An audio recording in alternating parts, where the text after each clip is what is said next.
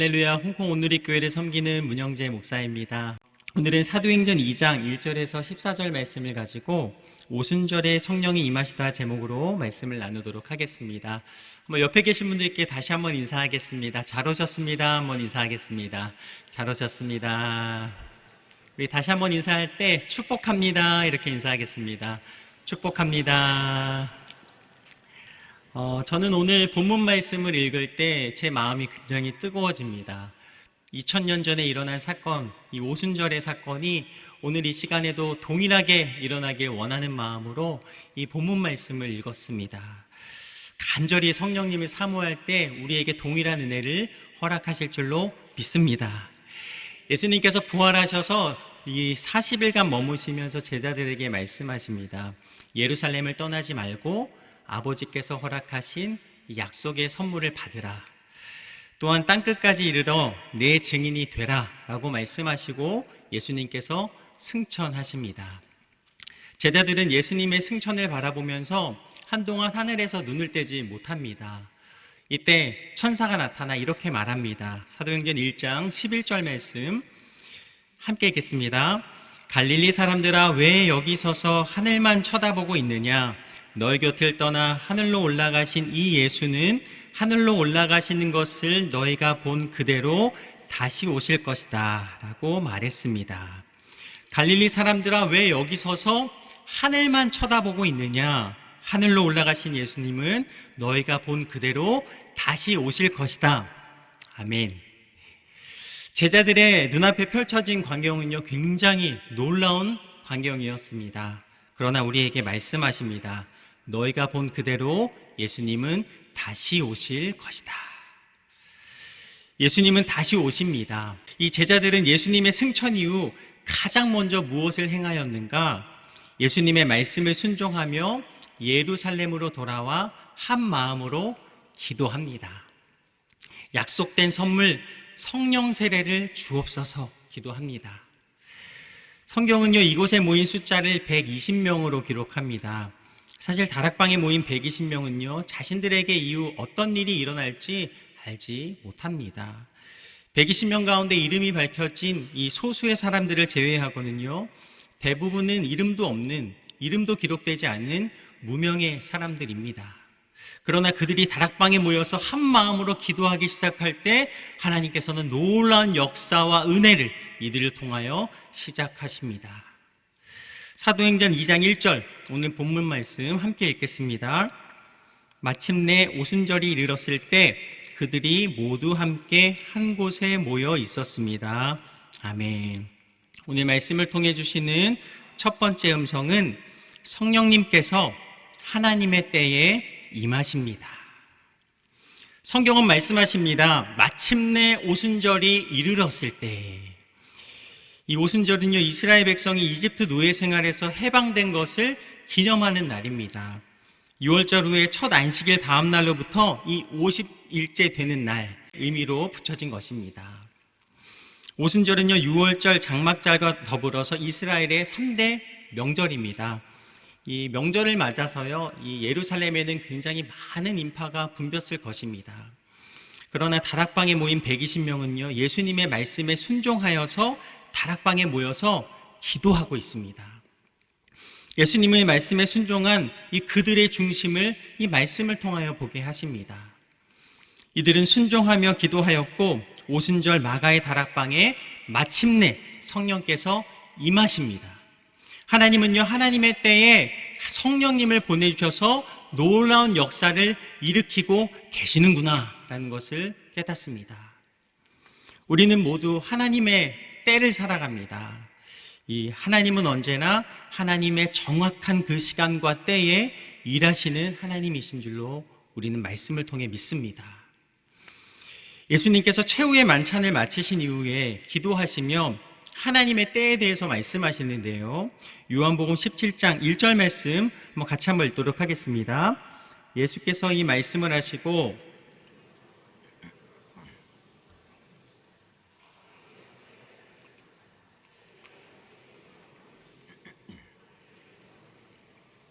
아멘. 아버지여, 때가 됐습니다 라고 예수님께서 말씀하십니다. 예수님께서 말씀하신 이 하나님의 때는 언제입니까?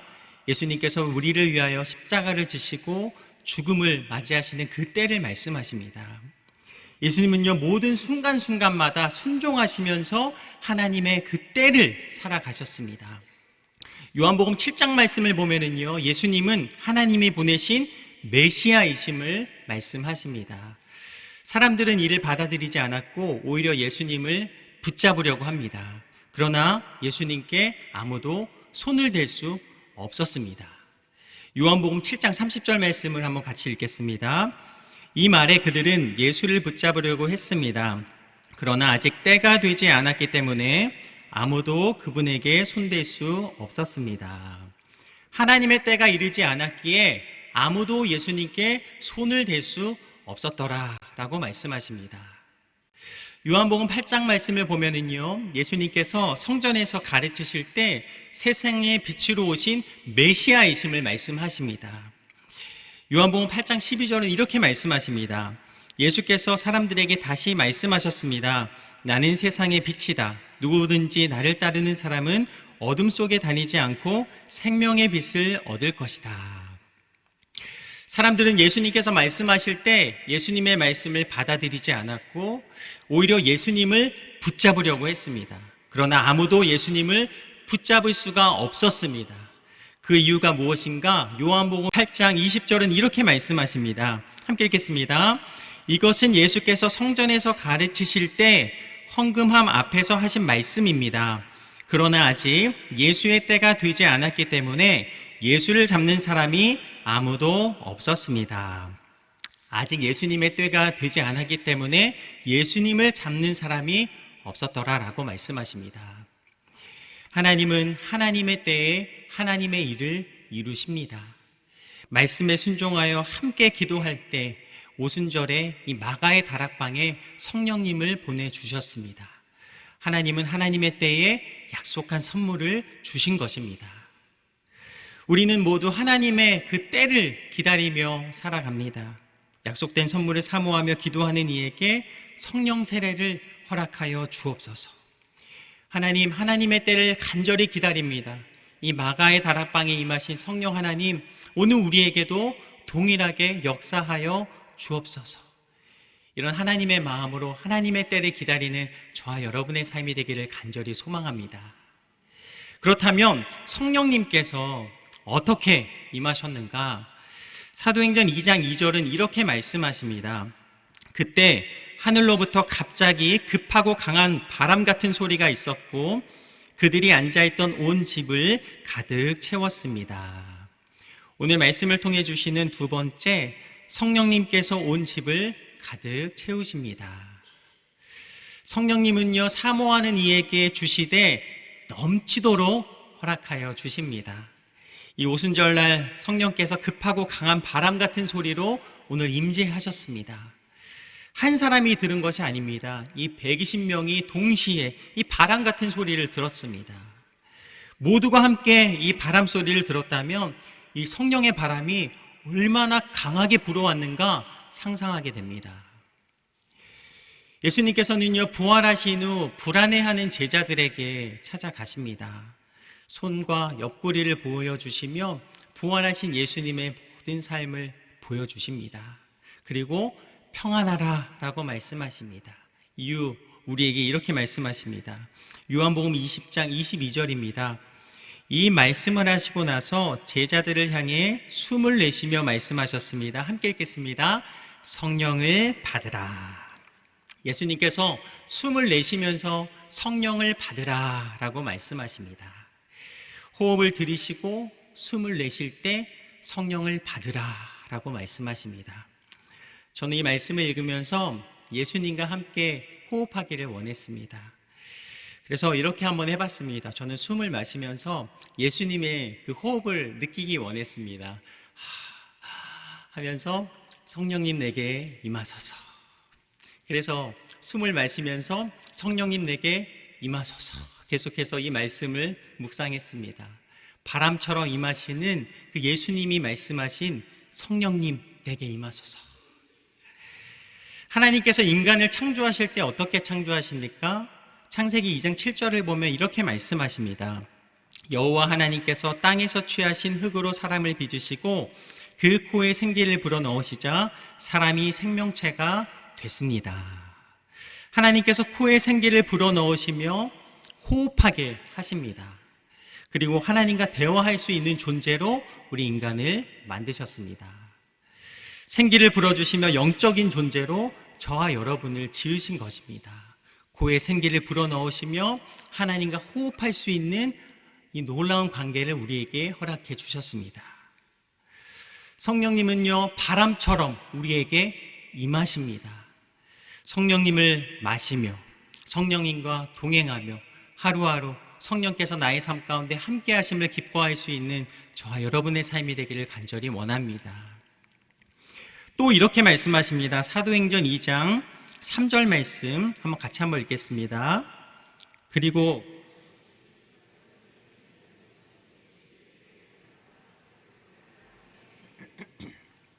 아멘. 오순절에 성령님께서 임하실 때 불같은 혀들이 갈라지는 것이 그들에게 나타나 그들 각 사람 위에 임했습니다 라고 말씀하십니다. 말씀을 묵상하면서 불의 모습을 한번 상상해 봤습니다. 생각해 봤습니다. 정말 말씀처럼 이 불이 갈라지는 혀들이 하늘을 향하여서 이렇게 움직이는 것처럼 보였습니다. 이렇게 강력한 불이 각 사람에게 임하였다라고 말씀하십니다. 한 사람에게만 보인 것이 아닙니다. 이 120명에게, 그곳에 모인 120명에게 보이신 것입니다. 불이 혀같이 갈라집니다. 그 불은 각 사람 머리 위에 임하십니다. 저는 중학교 2학년 때 처음으로 예수님을 만났습니다. 기도원에서 청소년 집회가 열렸는데요. 저는 한 가지 기도 제목을 가지고 그 집회에 참석했습니다. 하나님, 이번 집회에서는 제가 꼭 방언을 받게 해주세요 라고 기도하면서 이 집회에 참석했습니다. 집회가 시작이 되었는데 첫 시간에 함께 기도원에 오른 저희 형님이 갑자기 이상한 말을 막 하기 시작하는 겁니다. 보니까 저 형님이 방언을 받은 거예요. 그런데 그 당시에 이런 생각이 조금 들었습니다. 형은 기도도 안 하고 억지로 여기 온 것 같은데 어떻게 먼저 방언을 받았는지 궁금했습니다. 그리고 저는 이곳에 올라오면서 하나님, 저 금식도 하고 이곳에 올라왔는데 어떻게 형이 먼저 방언을 받았어요? 이렇게 하나님께 그런 마음으로 이렇게 조금 그 마음을 그렇게 드렸던 기억이 있습니다.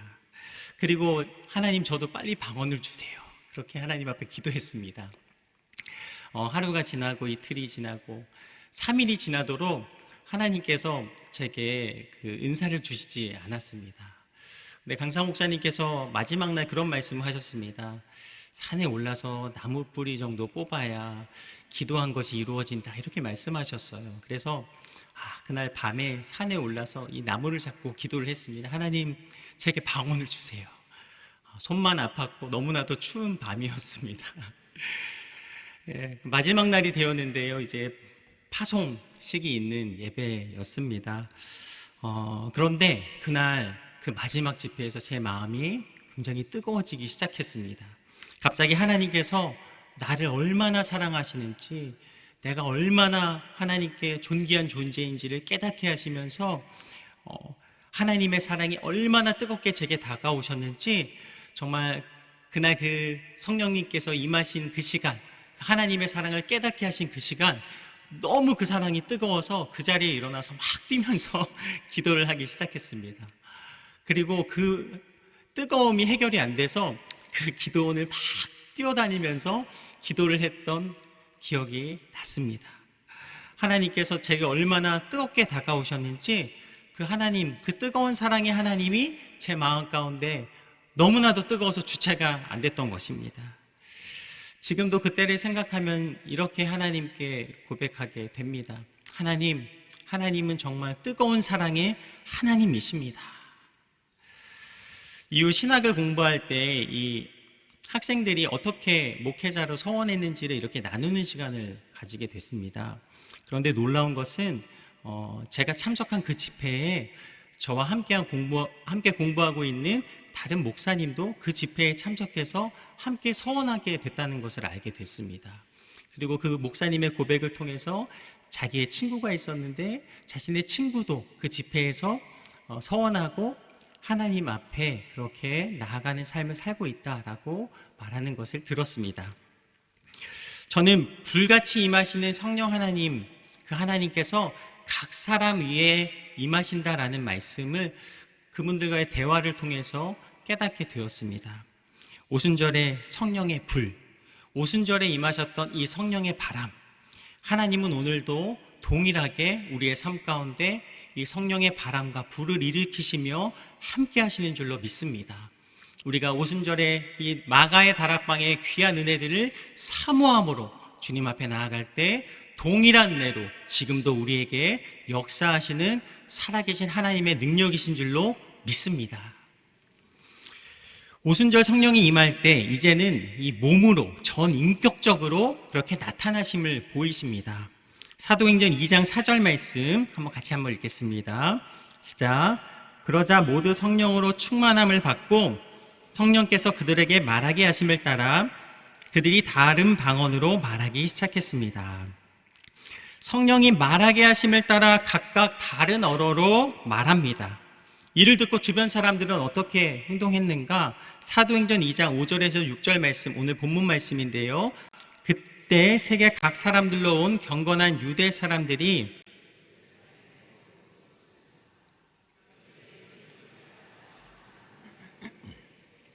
각자 자기들의 언어로 제자들이 말하는 것을 듣고 모두 어리둥절했습니다. 성령께서 말하게 하십니다. 그런데 듣는 사람들 어떤 모습입니까? 어리둥절합니다. 이 사전에서 어리둥절하다의 뜻을 보면 이렇게 됩니다. 뜻밖의 일 때문에 정신을 차릴 수 없을 정도로 얼떨떨하다. 이 120명이 성령 세례를 받고 다락방에서 기도를 했으니 굉장히 시끄러웠을 것입니다. 그런데 그들이 하는 말을 들어보니 각각 다른 말을 하고 있는 것입니다. 그 장면이 사도행전 2장 7절에서 8절입니다. 그래서 그들은 놀라 이상하게 여기며 말했습니다. 보십시오, 지금 말하고 있는 이 사람들은 모두 갈릴리 사람들이 아닙니까? 그런데 우리가 각자 태어난 곳의 말로 듣고 있으니 어찌 된 일입니까? 각각 자기 방언으로 말했지만 자기 나라 말로 들은 것입니다. 놀라운 일이죠. 이 바벨탑 사건을 기억합니다. 하나님 앞에 우리 인간이 하나님처럼 되려고 할 때 이 하나님은 언어를 혼잡하게 하셔서 모든 사람들을 흩으십니다. 그러나 오순절 성령의 임재하심으로 이 바벨탑 사건의 회복을 오늘 말씀하고 계신 것입니다. 성령님을 통해서 모든 갈등이 사라지고 하나님은 온전한 교제를 이루시는 줄로 믿습니다. 사도행전 2장 9절에서 11절은 이렇게 말씀하십니다. 우리는 바데 사람들과 메데 사람들과 엘림 사람들이며 메소포타미아, 유대, 갑바도기아, 본도, 아시아 함께 읽겠습니다. 부르기아, 밤빌리아, 이집트 그리고 구레네에 가까운 리비아 지역들에 사는 사람들이며 로마로부터 온 나그네 된 유대 사람들과 유대교로 개종한 사람들이며 크레타 사람들과 아라비아 사람들인데 우리는 지금 저들이 말하고 있는 하나님의 큰 일들을 우리 각자의 말로 듣고 있습니다. 오늘 말씀을 보면 다양한 나라를 기록하십니다. 지역과 이 나라와 민족을 초월하여서 성령님께서 역사하고 계심을 우리에게 보여주고 계신 것입니다. 성령께서 역사하시면 이 부자와 가난한 자를 구분하지 않으시며 유식한 자, 무식한 자를 구분하지 않으십니다. 이를 지켜본 사람들은 이렇게 말합니다. 사도행전 2장 12절 13절 오늘 본문 말씀입니다. 그러자 모든 사람들이 놀라 당황해 이것이 도대체 어찌된 일입니까? 하고 서로에게 말했습니다. 그러나 어떤 사람들은 그들이 세술에 취했다라고 조롱하며 말하기도 했습니다. 성령께서 역사하실 때 이렇게 나뉩니다. 이것이 도대체 어찌된 일입니까? 이렇게 놀라는 사람과 그들이 세술에 취했다라고 조롱하는 사람으로 나뉩니다. 성령의 역사하심을 보고 놀라는 사람들이 있고 성령의 역사하심을 보며 의심하며 조롱하는 사람들이 있구나라는 것을 깨닫게 하십니다. 이때 성령께서 베드로를 통해서 이렇게 말씀하십니다. 사도행전 2장 14절 말씀입니다. 그러자 베드로가 11사도와 함께 서서 자신의 목소리를 높여 그들에게 선포했습니다. 함께 읽겠습니다. 유대 사람들과 예루살렘에 사는 모든 사람들이여, 이 일을 여러분에게 알게 하고자 하니 내 말에 귀를 기울이십시오. 말씀을 통해 주시는 마지막 하나님의 음성, 성령님께서 하늘의 지혜를 깨닫게 하십니다. 성령을 받은 베드로가 목소리를 높여서 담대하게 선포합니다. 내 말에 귀를 기울이십시오. 베드로는요, 요에서에서 예언된 하나님의 응답을 선포합니다. 베드로는요, 자신들이 술 취한 것이 아니며 성령 세례를 받았음을 밝히고 구약 성경 요에서 2장 말씀을 인용하여서 그렇게 말씀을 전합니다. 본래 베드로는 굉장히 충동적인 사람이죠. 이전 같으면 자기 주장을 내세워서 어떤 충동적인 발언을 했을 것이다 라고 생각했을 것입니다. 그러나 성령께서 임하셔서 베드로는 이전과 다른 모습으로 오늘 말씀을 선포하고 있습니다. 어부였던 베드로에게 성령님께서 임재하셔서 베드로가 하늘의 지혜를 깨닫고 성령께서 말하게 하시는 것을 선포하고 있는 것입니다. 마태복음 16장을 보면 예수님께서 제자들에게 물으십니다. 사람들이 나를 누구라고 하느냐? 그때 베드로가 대답합니다. 마태복음 16장 16절에 이렇게 말씀하십니다. 시몬 베드로가 대답했습니다. 주는 그리스도이시며 살아계신 하나님의 아들이십니다. 베드로의 대답을 들으시고 예수님께서 이렇게 말씀하십니다. 마태복음 16장 17절 말씀입니다. 예수께서 대답하셨습니다. 함께 읽겠습니다. 요나의 아들 시몬아, 내가 복이 있다. 이것을 내게 계시하신 분은 사람이 아니라 하늘에 계신 내 아버지이시다. 예수님은요, 베드로를 계속해서 가르치시면서 하늘의 비밀을 깨닫게 하십니다. 그리고 오늘 오순절에 성령님을 통하여서 베드로를 담대하게 하시며 하나님의 말씀을 온전히 선포하는 사람 낚는 어부가 되게 하십니다. 성령님께서 함께 하시면 이 하늘의 지혜를 깨닫고 그리스도의 담대한 증인으로 살아가게 하시는 줄로 믿습니다. 놀라운 오순절의 성령의 역사가 나의 삶 가운데도 동일하게 일어나게 하여 주옵소서. 내가 이 말씀을 붙잡고 주님 앞에 나아갑니다. 그리스도의 담대한 증인으로 내가 서게 하옵소서. 이 말씀을 통한 선포가 저와 여러분의 삶 가운데 있게 되기를 축복합니다. 오늘 오순절에 이 마가의 다락방의 놀라운 성령의 역사는 우리의 삶 가운데도 동일하게 일어날 하나님의 역사하심인 줄로 믿습니다. 우리가 이 성경 말씀 붙잡고 계속해서 기도함으로 하나님이 주시는 풍성한 은혜가 저와 여러분의 삶 가운데 계속해서 드려지게 되기를 축복합니다. 말씀을 정리하겠습니다. 첫째, 성령님께서 하나님의 때에 임하십니다. 마침내 임하신 성령님께서 오늘 동일하게 우리와 함께 하시는 줄로 믿습니다. 둘째, 성령님께서 온 집안을 가득 채우십니다. 바람처럼 불처럼 성령님은 놀랍게 역사하십니다. 성령님을 사모하며 놀라운 은혜를 저와 여러분이 모두 누리게 되기를 원합니다. 마지막으로 세 번째, 성령님께서 하늘의 지혜를 깨닫게 하십니다. 성령님과 동행하면 이전과 다른 인생을 살게 됩니다. 그리스도의 담대한 증인으로 살아가며 모든 순간순간마다 하늘의 지혜를 깨달아 주님이 내게 보여주시는 그 뜻하심이 명확하고 선명하게 보여 그 길로 행하여 나아가게 되기를 간절히 원합니다. 한 주간도 말씀으로 승리하시는 저와 여러분의 삶이 되기를 축복합니다. 기도하겠습니다. 오순절 다락방에 임하신 성령 하나님, 오늘 말씀을 붙잡고 나아가는 우리 사랑하는 성도님들에게 동일하게 임재하여 주시옵소서. 불같이 바람같이 우리에게 임재하여 주시며 더욱 깊이 성령님과 호흡하며 동행하는 한 주간이 되게 하여 주시옵소서. 하늘의 지혜로 살게 하시며 한 주간도 말씀을 통해 주시는 하늘의 놀라운 은혜를 누리며 그리스도의 담대한 증인으로 살아가게 하여 주옵소서. 모든 것을 말씀하시며 이루시는 살아계신 예수님 이름으로 감사기도 드립니다. 아멘.